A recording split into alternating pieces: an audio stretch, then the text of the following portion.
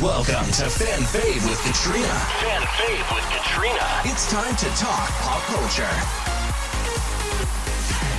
Welcome back. I'm your host, Katrina, and this is Fan Fave, the ultimate pop culture podcast for fans of all forms of entertainment. If you love music, television, film, theater, or anything in between, you're in the right place.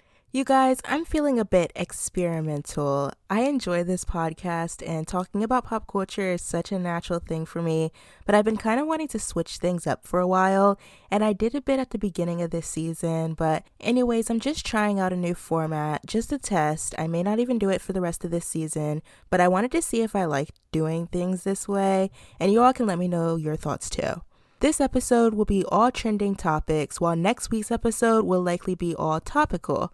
Just playing around with things to see what works best and what I may want to change as we're over halfway into this season. Can you believe that? I think this is like episode 12 this year, something like that. So yeah. Basically, all pop recap for this week, although I think I'll still be talking about one thing for an extended period of time, which is why I'm going to name the episode about that, the Tortured Poets Department. And then next week, there won't be a pop recap, just a full episode on a pop culture topic that I cannot stop thinking about. And then after that, I'll decide if I kind of want to go back to our usual format of it being half and half, or if we will do alternating weeks, going back and forth between a bi-weekly pop recap and a bi-weekly deep dive with episodes every week. Or maybe I'll just switch to one format or the other, or we'll just go back to the way things were. I just think that I can be more in depth with this format that I'm trying now, but we'll see. We'll see if I like it. Let's just get into it.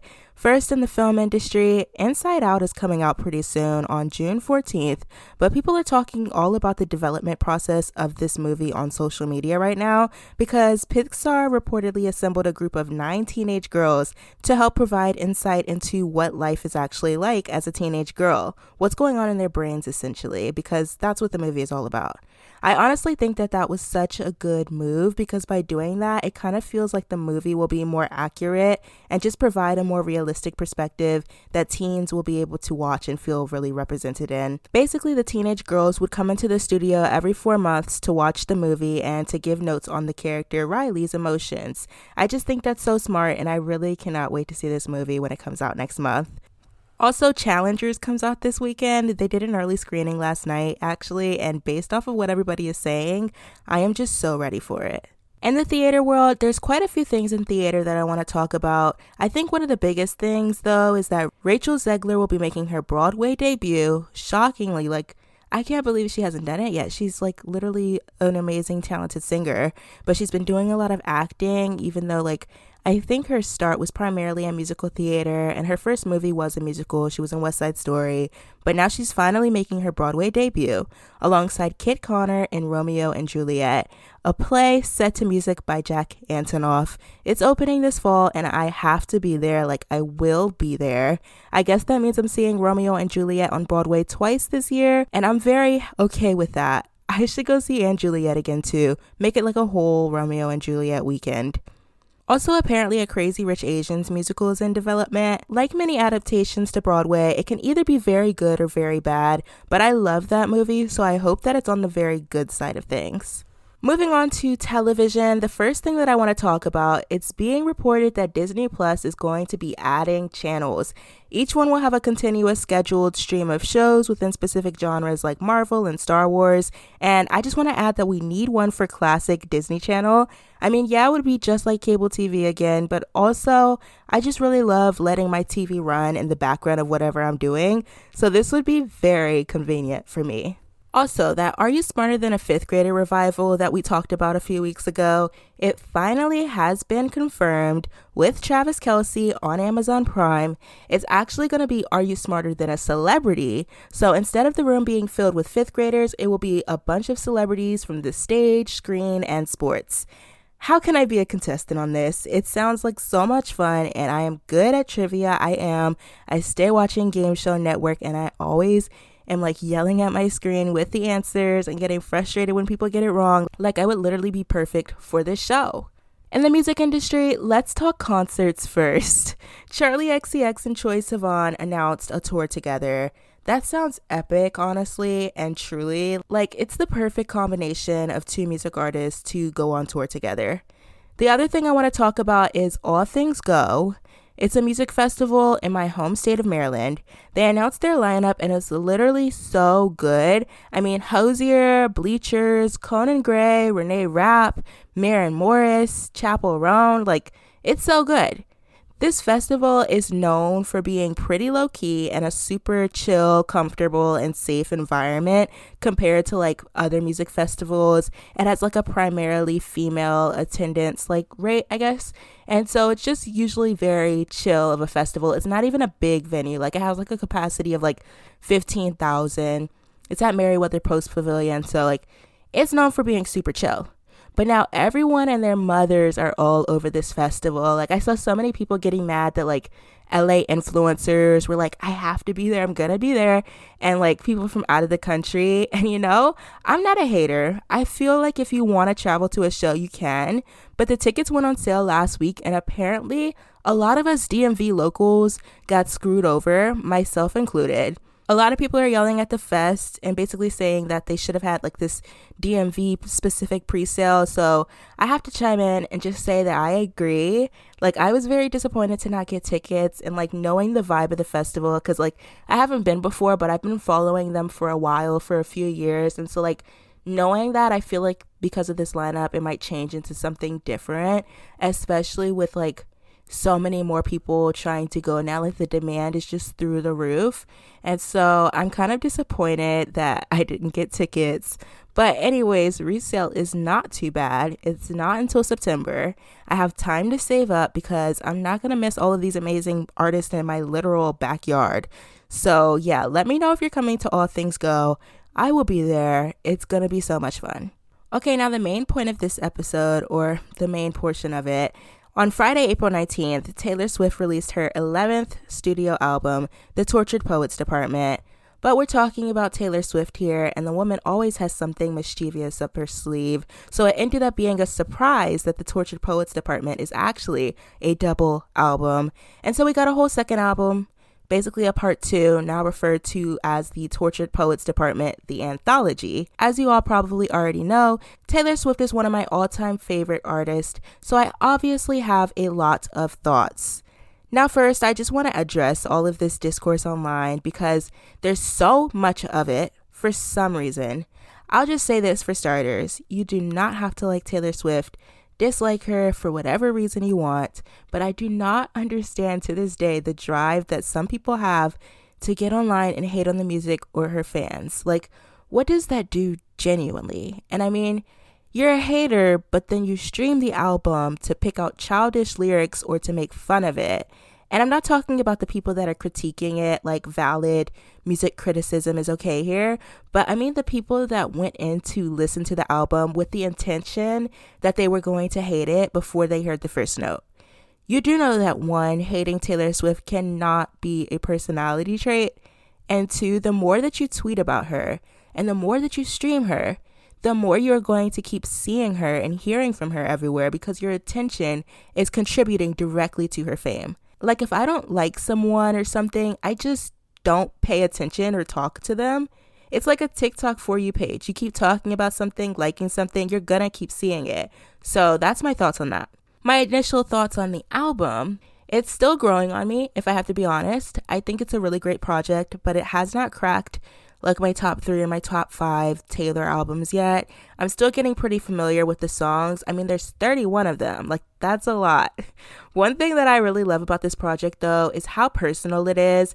I keep saying, like, it feels like we're reading Taylor Swift's diary from the past 2 years. It's very personal. There's a lot of metaphoric language in there about her recent relationships, her pressure with her increasing level of fame. She's talking a lot about people on this album.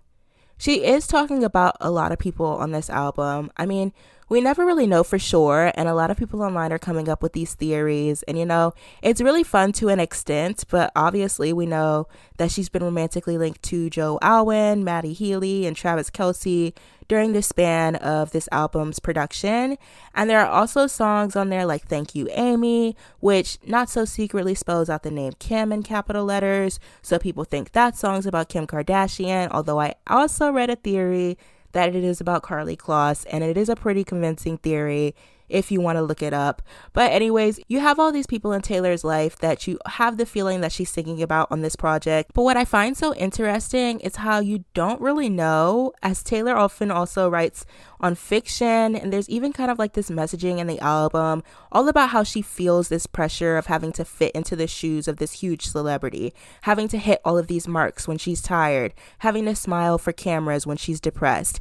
And I think this whole message of the troubles and the weight of fame and how the media and even the fans can contribute to it, I think that's something that's very compelling to explore through music. And I kind of wish the album leaned into it a lot more clearly and boldly, especially since a lot of the fan theories going around online almost fall right into proving some of those points about it all just being too much. I mean, some of the songs in the album are literally like people speculating about her like getting married, and like people like when they pulled up to all those fans that pulled up to Jack Antonoff's wedding just because Taylor was there, like all the fans like and people talking about like, oh, like is she gonna have a baby with Travis Kelce, like all of that speculation, she's making fun of that too. And so then for people to go online and like talk about the album and speculate which guys this is about, it's like you're literally proving that point of like doing too much about her personal life. And so I think that's a really interesting cycle that we're seeing with this album as well. And so that's why I say I kind of wish that she did lean more thematically into that point. And I've seen people talk about maybe like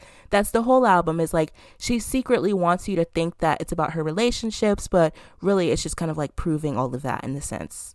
Another thought I have about this album is that it feels like a mix of a lot of her other albums.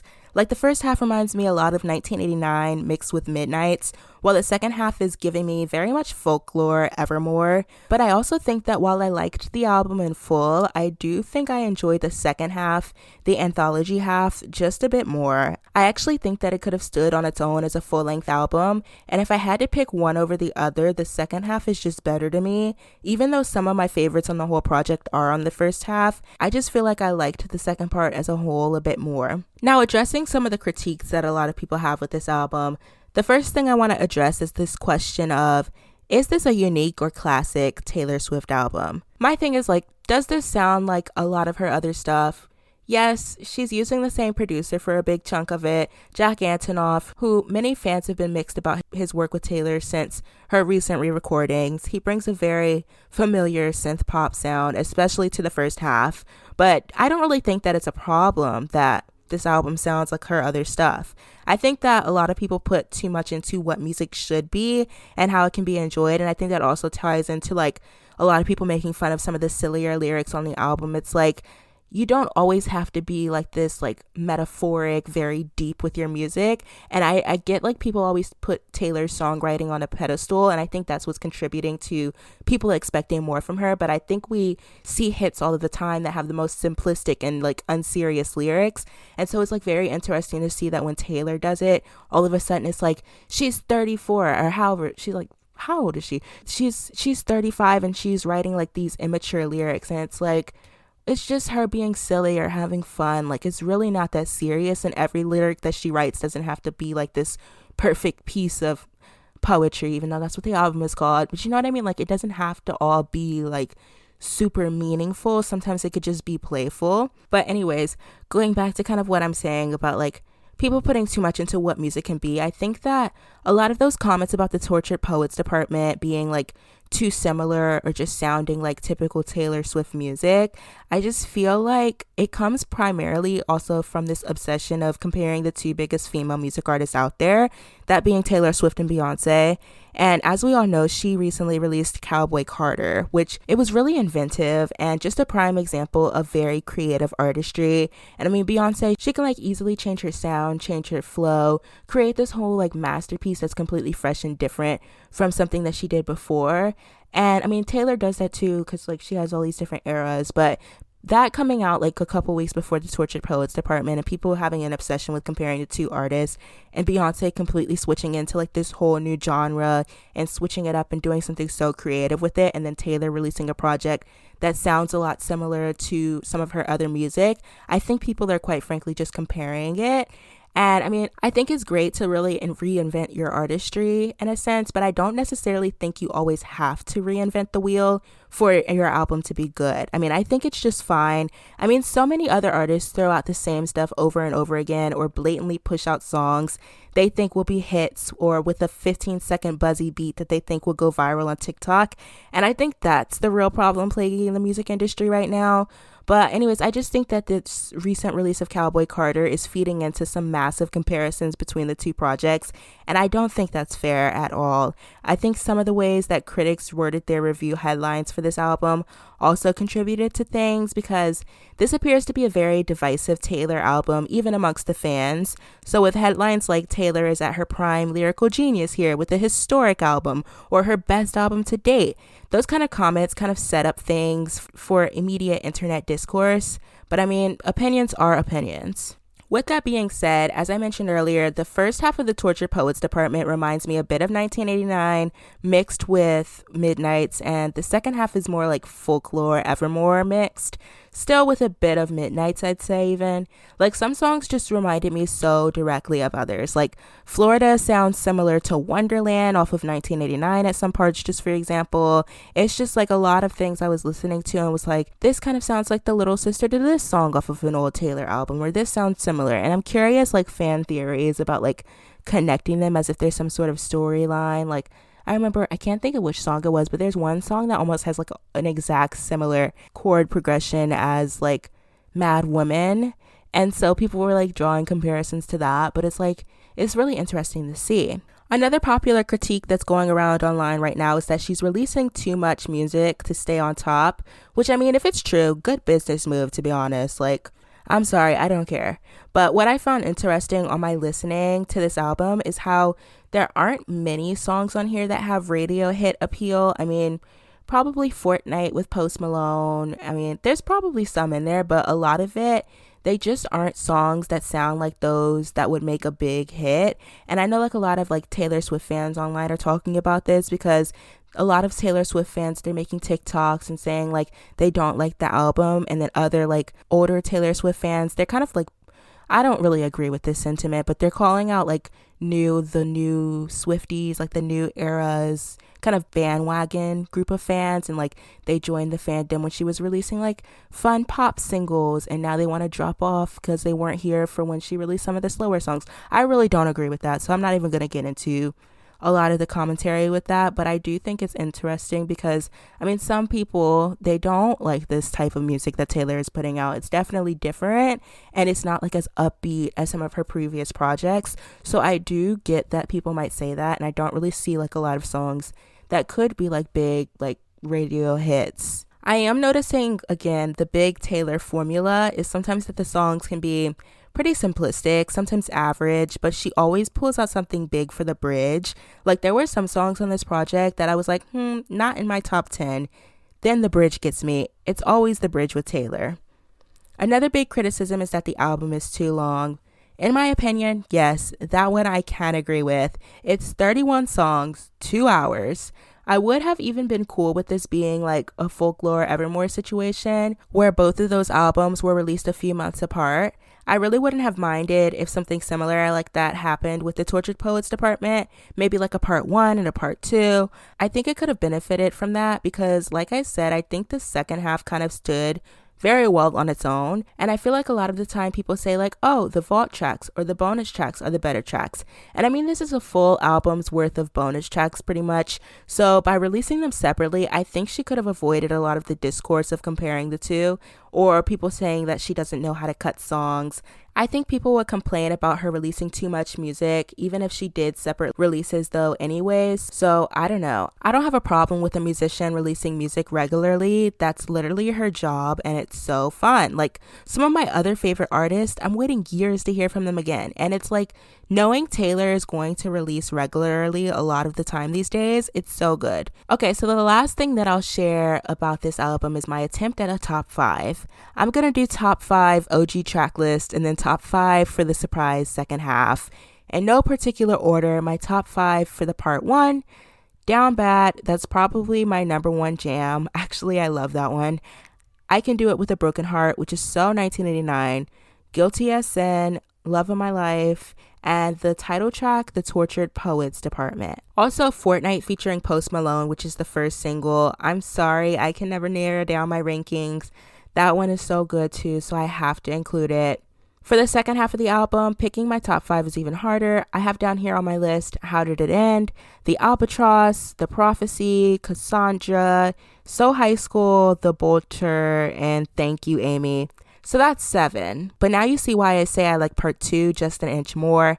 This whole album is so good though. I'll be talking about it for a while for sure, especially since I'm going to the Eras tour. Like, I don't think she'll play anything from this on the tour unless it's like a surprise song. But also, like, how can I incorporate this album into my outfit?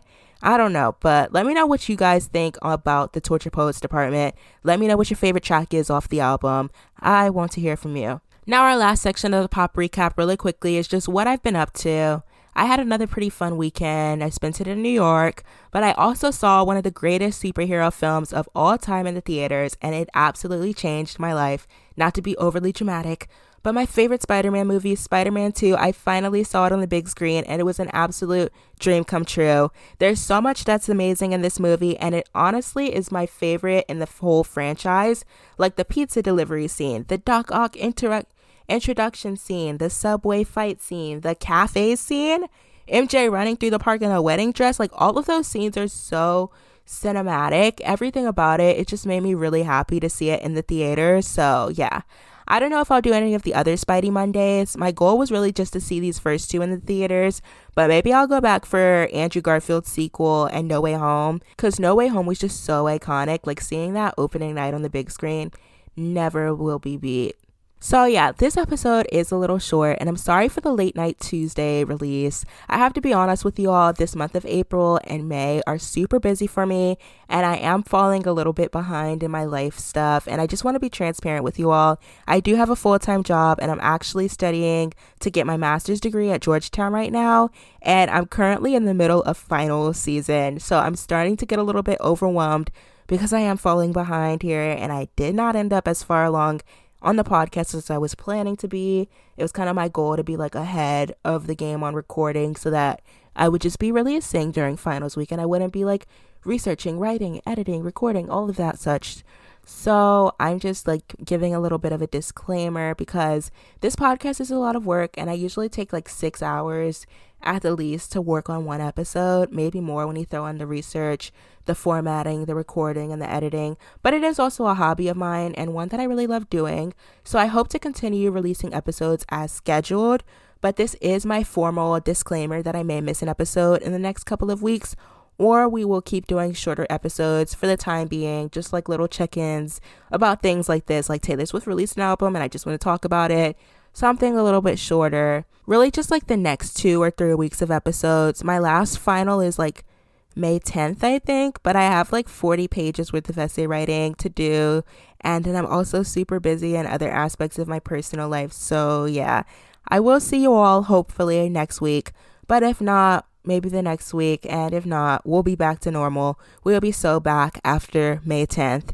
And I'm still trying out this new format in the midst of it all. I kind of like talking about like just the trending topics, but we'll see. Let me know what you all think. That's all for today. I hope you enjoyed this episode. If you did, tell a friend and make sure you let me know by leaving a review and following the podcast. As a reminder, at FanFave, it's all about the love for entertainment and the joy of being a fan. FanFave is active with even more content on social media, so make sure you don't miss anything. It's at FanFave Media everywhere. So connect with me because I want to hear from you, my fellow fans of pop culture.